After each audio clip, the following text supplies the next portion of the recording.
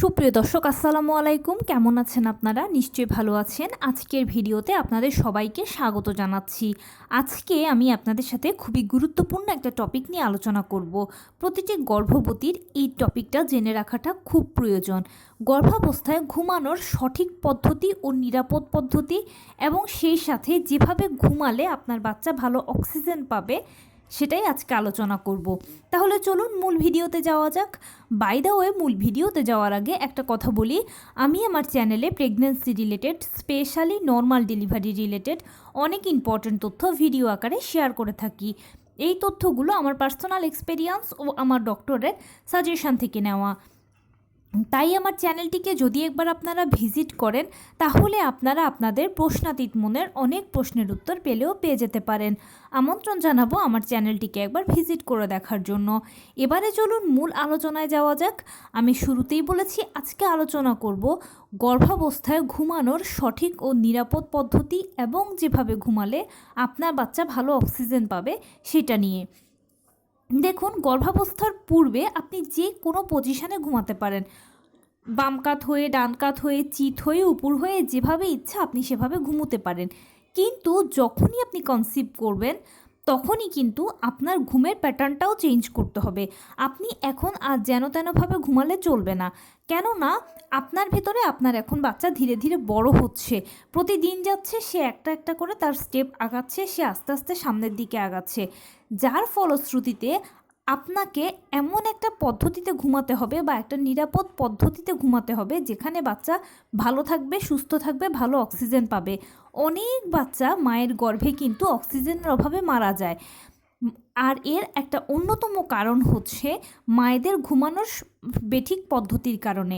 মায়েরা সঠিক পদ্ধতিতে ঘুমান না বলে বাচ্চারা ভালো অক্সিজেন পায় না, আর ভালো অক্সিজেনের যখন সাপ্লাই থাকে না তখন বাচ্চা গর্ভের ভেতরে মারা যায়। আপনার সাথে যেন এই ধরনের খারাপ কোনো অকারেন্স না ঘটে সেই জন্যই আজকের ভিডিওটা আপনার জন্য। যখনই আপনি কনসিভ করবেন তখন থেকে চেষ্টা করবেন বাম কাত হয়ে ঘুমানোর জন্য। বাম কাত হয়ে যখন আপনি ঘুমাবেন তখন আপনার ঘুমটাও ভালো হবে, এর পাশাপাশি বাচ্চা ভালো অক্সিজেন পাবে। আর গর্ভাবস্থায় ডাক্তাররা প্রতিটা পেশেন্টকে বাম কাত হয়ে ঘুমানোর অভ্যেস করতে বলে। আপনি যখন থেকে কনসিভ করবেন তখন থেকে যখন আস্তে আস্তে বাম কাত হয়ে ঘুমাতে চেষ্টা করবেন তখন দেখবেন যে একটা সময় ইউজড হয়ে গেছেন এবং আপনি বাম কাত হয়ে ঘুমাচ্ছেন। কেননা প্রথম 3 মাসে সেরকম ঘুমানোর ব্যাপারে কোনো রেস্ট্রিকশনস না থাকলেও বা আপনি কোনো অসুবিধা ফিল না করলেও যখন আপনি সেকেন্ড ট্রাইমেস্টারে পৌঁছাবেন তখন ধীরে ধীরে আপনার পেট বড় হবে, বেবি বাম দেখা যেতে শুরু করবে। ওই সময়টাতে ঘুমের মারাত্মক প্রবলেম হয়। আর এই জন্য তখনই যদি মায়েরা বাম কাত হয়ে ঘুমানোর প্র্যাকটিসটা করে তখন তিনি নিজেও অস্বস্তিতে পড়েন, ভালো ঘুম হয় না।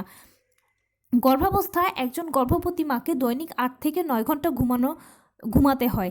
আর 8 থেকে 9 ঘন্টা ঘুমালে মায়ের যেরকম ঘুমটা পর্যাপ্ত পরিমাণে হয় এটা বাচ্চার জন্য ভালো হয়। মায়ের মন মানসিকতা, ব্রেন ডেভেলপমেন্টে উপকার, এটা বাচ্চার জন্যও কিন্তু বেশ ভালো কার্যকরী।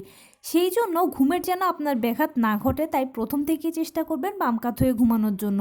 তাহলে ইউজড হয়ে গেলে পরবর্তীতে আর কোনো অসুবিধা হবে না। অনেকে প্রশ্ন করতে পারেন যে চেটিয়া বাম কাত হয়ে ঘুমোতে ঘুমোতে তো কষ্ট হবে, এতে কি আমি একবারও ডান কাত হতে পারবো না? অবশ্যই পারবেন, তবে চেষ্টা করবেন যে বাম কাত হয়ে বেশি ঘুমাতে, বা পাশে যদি কেউ থাকে সে যদি আপনাকে একটু বাম কাত হতে সহায়তা করে তখন সেক্ষেত্রে আপনার জন্য, বাচ্চার জন্য ভালো হবে। তাই গর্ভাবস্থায় ঘুমের সঠিক পজিশন হচ্ছে বাম কাত হয়ে শোয়া। আর বাম কাত হয়ে শুলে আপনার পর্যাপ্ত পরিমাণে ঘুম হবে, বাচ্চা ভালো অক্সিজেনের সাপ্লাই পাবে এবং ঘুমোতে কোনো কষ্টও হবে না। তো এই ছিল আজকের ভিডিও। কেমন লাগলো বলুন?